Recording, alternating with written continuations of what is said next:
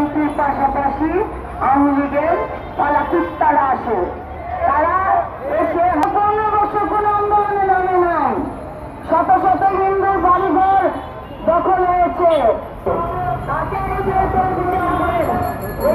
মহাবীররা আছেন, যেখানে এদের মধ্যে অভিভাবক আছেন, ওনাদের মধ্যে অভিভাবক আমাদের পাশে আছেন, মুক্তিযোদ্ধারা পাশে আছেন।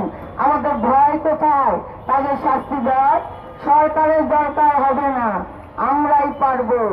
আজকে আপনারা বলছেন এই সরকার ব্যর্থ হচ্ছে। আজ সরকারকে ব্যর্থ করার চেষ্টা করছে কে? ভারতে বসে শেখ হাসিনা।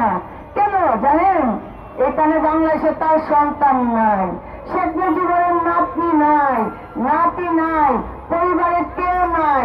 তাদের ক্ষতিও হচ্ছে না, ক্ষতি হচ্ছে আমার আপনার আপনাদের সন্তানদের, ক্ষতি হচ্ছে আমাদের দেশের নেত্রী দেশমাতা আমার মা খালেদা জিয়ার পরিবারে। তাহলে চিন্তা করবে কেন সে? বরঞ্চ কি করছে?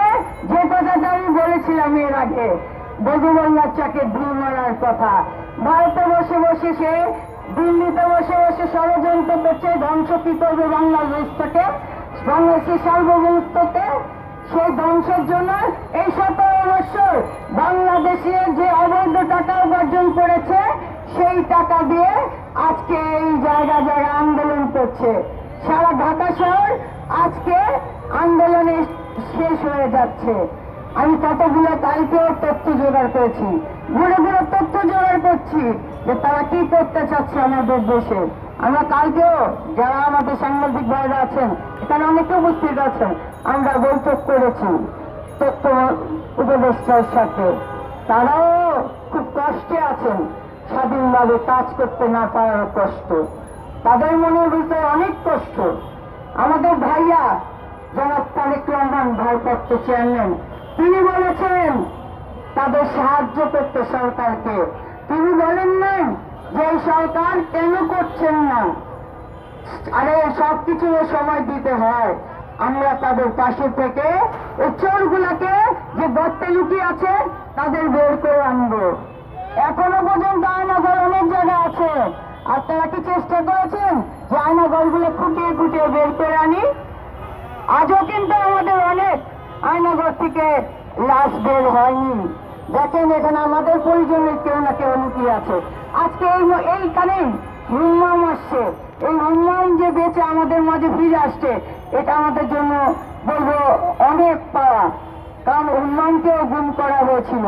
হুম্মাম আমার ছোট ভাই, আমাদের পরিবারের একজন, তাই অনেক ওকে আদর করি। আমাদের এভাবে পরিবারের প্রতিটা মানুষকে ধ্বংস করেছে।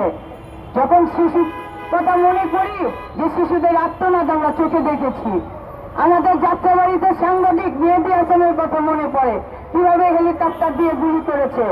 তাহলে আজ তারা কোথায়? তাদের বের করুন।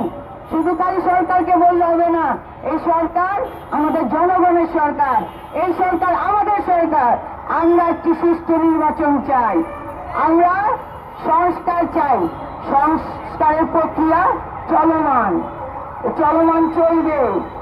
আজকে যখন দেখি আমাদের দেশ মাতা হাসি মুখে অনুষ্ঠানে অংশ নিয়েছে, তখন মনটা ভরে যায়।